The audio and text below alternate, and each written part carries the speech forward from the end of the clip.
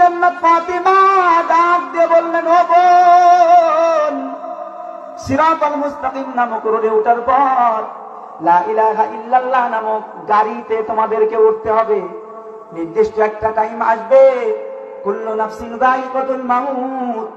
তোমরা যখন মৃত্যুর শরবত পান করবা, ওই মৃত্যুর শরবত পান করার পর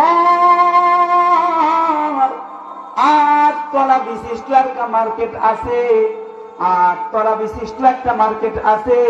ওই মার্কেটের নাম হলো জান্নাতুল ফিরদাউস। আল্লাহ তোমাদেরকে ওই মার্কেট দান করার পর ওই মার্কেট থেকেই তোমরা এই ড্রেস ফ্রিতেই পেয়ে যাইবা। চিৎকার করে বলেন আল্লাহু আকবার।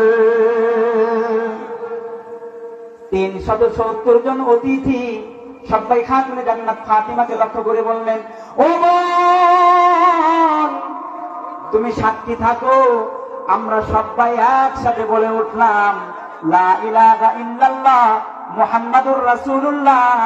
370 অতিথি সবাই ফাতিমাকে লক্ষ্য করে সবাই কালিমা পড়ে মুসলমান হয়ে গেলেন। চিৎকার করে বলেন না সুবহানাল্লাহ।